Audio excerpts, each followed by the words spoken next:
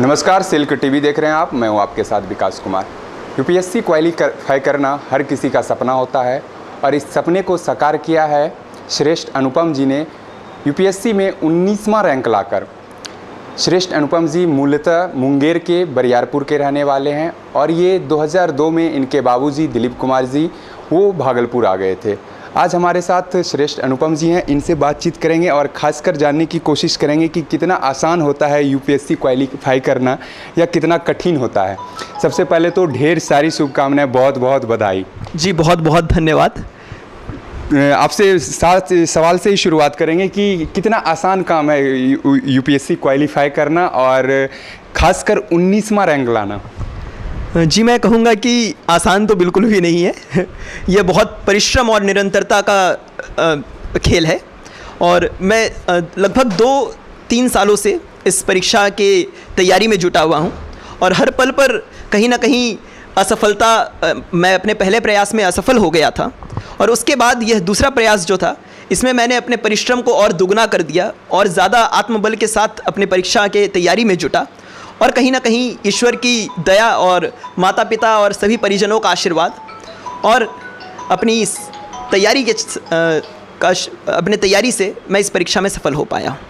देखिए, सबसे बड़ी चीज़ अभी के दौर में खासकर जो युवा हैं, चाहे वो यूपीएससी हो या फिर वो क्रिकेट हो, खेल जगत हो या फिर वो फिल्मी दुनिया हो, कहीं ना कहीं वो प्रयास करते हैं। प्रयासरत होते हुए असफलताएं हाथ लगती है। ज़रूरी नहीं है कि हर प्रयास में सफलता ही मिले, वो पीछे लौट जाते हैं।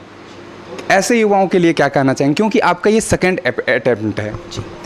जी मैं कहना चाहूँगा कि असफलता आपको किसी भी मोड़ पर मिल सकती है। देखिए, जीवन सफलता और असफलता का खेल है। यह आवश्यक नहीं कि जब भी आप परिश्रम करें तो आपको सफलता उस क्षण मिले ही मिले, लेकिन अगर आप सच्चे दिल से परिश्रम करते हैं, अगर आप निरंतरता बनाए रखते हैं और अगर आप सच्चे दिल से कहीं ना कहीं किसी चीज़ को पाने की कोशिश करते हैं तो वह आज नहीं तो कल आपको अवश्य मिलती है।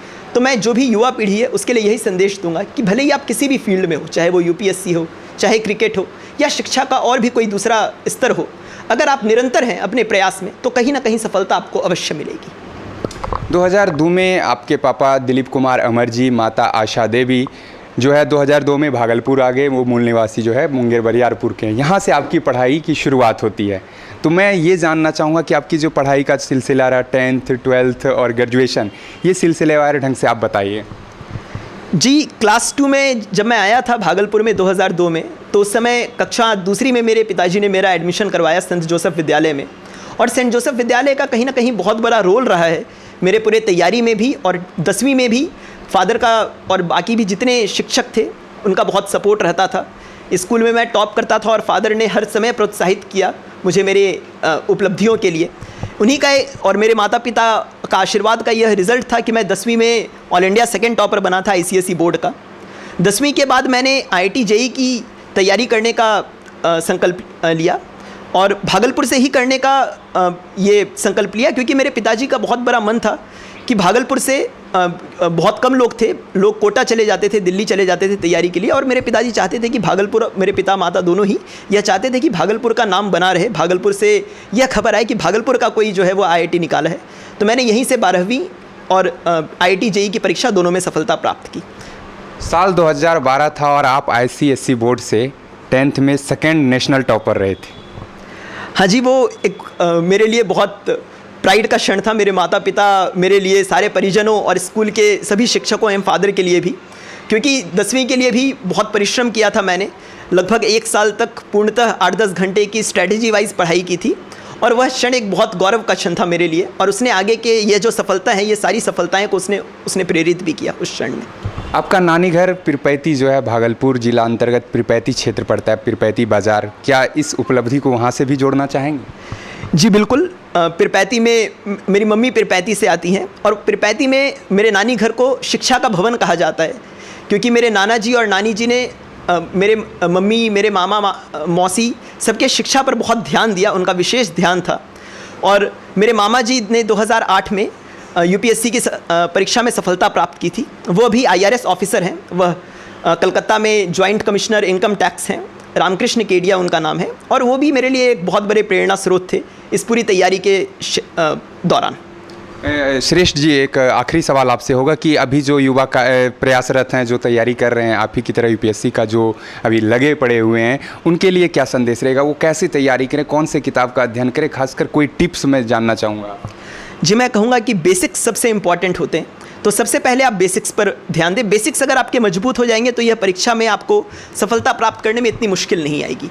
तो जो भी आपके history, geography, environment, polity, art and culture, ये जितने भी आपके जो सबसे स्ट्रॉन्ग पिलर्स हैं, इन पिलर्स को आप स्ट्रॉन्ग कीजिए, इनके बेसिक बुक्स को अध्ययन करके कॉन्सेप्चुअल क्लैरिटी लाइए।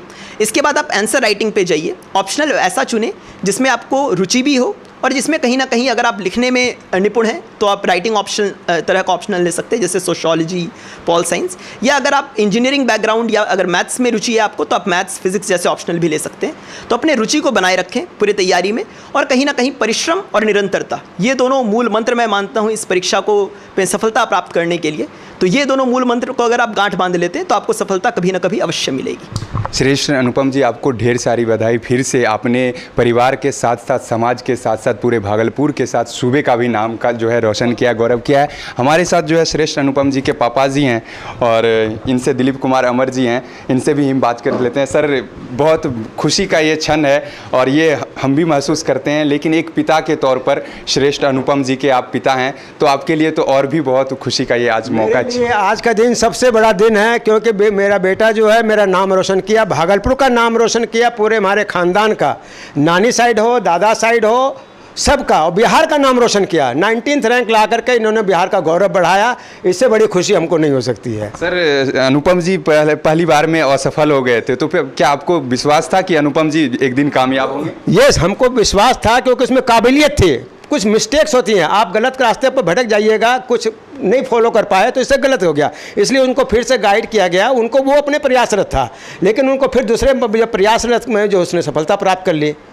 एक बहुत पुरानी कहावत है सर कि पूत के पाँव पालने में दिख जाते हैं, क्या ऐसा ही कुछ हुआ? ये इसमें ये काबिलियत है, शुरू से ही इसमें पढ़ने के प्रति बहुत ललक थी। इसको कोई किताब दे दीजिए, 1.5 घंटा में बोलता था हम पढ़ के पूरा, नॉवल दे दीजिए 2 घंटा बोलता आप खत्म करेंगे तब उठेंगे हम। खाने में ये किताब पढ़ता रहता था। इसको नॉवल का बहुत शौक है, वैरायटी पोइट्री करता है, गाना लिखता है, गाना गाता है, पोएम, इसके पोएम्स बहुत सारी है, वो कोरा पर इसके पोएम्स, बहुत सुंदर सुंदर पोएम लिखता है। तो हम लोग को मन प्रफुल्लित होते रहता है कि चलिए भाई कुछ तो है। तो ये दिखता था कि इसमें कुछ काबिलियत है, भगवान के आशीर्वाद से और दादा दादी, नाना नानी के आशीर्वाद से इन्होंने ये यूपीएससी सफलता प्राप्त की। इसलिए हम भगवान का, भागलपुर धरती का बहुत बहुत नमन करते हैं कि उन्होंने इसको सफलता की और हम लोग का सर जो है गर्व से ऊंचा कर दिया। बिल्कुल, माता जी हैं, आशा जी हैं। मैम, आज तो खैर खुशी का ठिकाना नहीं है सभी के लिए, लेकिन आपके लिए ज़्यादा। ये आज मेरे लाइफ का बेस्ट डे मानती हूँ और मैं चाहती हूँ कि मेरा बेटा आगे चलकर देश सेवा, बिहार की सेवा, सारे समाज की सेवा करे। मेरा शुरू से यही लक्ष्य रहा है कि मेरा बेटा जो है समाज की सेवा करे, और इसी लक्ष्य के साथ मेरे बेटे ने आज ये सफलता हासिल की है। बिल्कुल सर, जो इनके बाबूजी हैं वो भी एमएससी से ड्यू के स्टूडेंट रहे हैं, एमएससी ऑनर्स हैं, और मैम ड्यू एमए, और मैम जो है मैथ से आप एमएससी की हुई हैं, मैथ से। और तो खैर आज ये क्षण बिल्कुल खुशी का है। इनकी बहन भी हैं जो है अनुपम जी के, इनसे भी बात बहुत बहुत धन्यवाद पहले और बधाई भी। आज आपके भाई ने, आज खासकर रक्षाबंधन का त्यौहार था और इस मौके पर ऐसा उपहार वाकई में अद्भुत। वही, ये जीवन का मतलब सबसे बेस्ट उपहार जो हो सकता है वो मिला है मुझे, और मतलब काबिले तारीफ परफॉर्मेंस रहा है। मुझे बहुत भरोसा था कि ये करेगा ही, मुझे भरोसा था कि टॉप 20 में आएगा, और इसने ये करके दिखाया है। अनुपम जी बता रहे थे कि एक कुछ भी जो है बातें होती थी ज़िंदगी के, तो वो अपनी बहन यानी कि आपसे वो शेयर करते थे, तो कहीं ना कहीं आपका भी बहुत बड़ा योगदान रहा है अनुपम जी को आज यहाँ तक पहुँचाने। हाँ, मतलब हमारे में बहुत ज़्यादा मित्रता का ज़्यादा वो रहा, भाई बहन से ज़्यादा हम लोग बहुत अच्छे मित्र रहे। तो हमारे में कुछ भी परेशानी हुई तो हम दोनों एक दूसरे से डिस्कस करते थे, चाहे वो करियर प्रॉब्लम्स हो, चाहे वो पर्सनल प्रॉब्लम्स हो या एजुकेशन प्रॉब्लम्स हो। तो उससे दोनों का बहुत मोटिवेशन होता है, और भाई बहन का यही होता है कि वो एक दूसरे को मोटिवेट करें कि वो जो भी लक्ष्य प्राप्त करना चाहते हैं वो करें।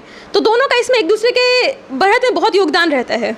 प्रज्ञा प्रियदर्शनी जी, आप खुद एक इंजीनियर हैं, और मैं चाहूँगा कि अभी के समय में जो भी खासकर लड़के हैं चाहे लड़कियां हो, जो कार्यरत हैं, जो प्रयासरत हैं, खासकर यूपीएससी के लिए या फिर आप जो फील्ड से आती हैं इंजीनियरिंग फील्ड के लिए, निराशा लगने के बाद वो कहीं ना कहीं पीछे हटने के लिए मन में ख्याल आ जाता है, ऐसे लोगों के लिए, ऐसे युवाओं के लिए आपका क्या कहना है? मेरा बस ये कहना है कि आप मनोबल बढ़ा के रखिए अपना, और आत्मबल हमेशा रहना चाहिए, हमेशा अपने पे भरोसा होना चाहिए कि आप ये कर सकते हैं।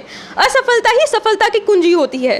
तो अगर आप एक बार निराश हो रहे हैं तो पीछे जाइए और आकलन कीजिए कि क्या मिस्टेक्स हुआ, और फिर उस पर काम करके आप फिर सफलता प्राप्त कीजिएगा। मगर उससे अगर आप निराश हो जाइए तब फिर आपका मतलब वो मोटिवेशन खत्म हो गया है। तो असफलता को एक मोटिवेशन की तरह लीजिए और फिर आप अपना कमान आगे बढ़ाइए, तो उससे आपको सफलता ज़रूर मिलेगी। बिल्कुल। चलिए, अनुपम जी के सभी जितने भी फैमिली मेम्बर हैं सबको पुनः एक बार ढेर सारी शुभकामनाएं, बहुत बहुत बधाई। और हम आपको बताना चाहेंगे कि देखिए, बिना प्रयास का जो है सफलता नहीं मिलता है, लेकिन बात ये भी सही है कि हर बार प्रयास में सफलता मिल ही जाए। तो इसलिए प्रयासरत रहिए, सफलता एक ना एक दिन जरूर कदम चूमेगी। और इसका ताज़ा उदाहरण आप अनुपम जी को ले लीजिए। इनका सेकेंड अटैम्प्ट था, पहले प्रयास में ये असफल हो गए थे, दूसरे प्रयास में ये सफल हुए और 19वां रैंक कहीं ना कहीं बहुत बड़ी ये उपलब्धि है।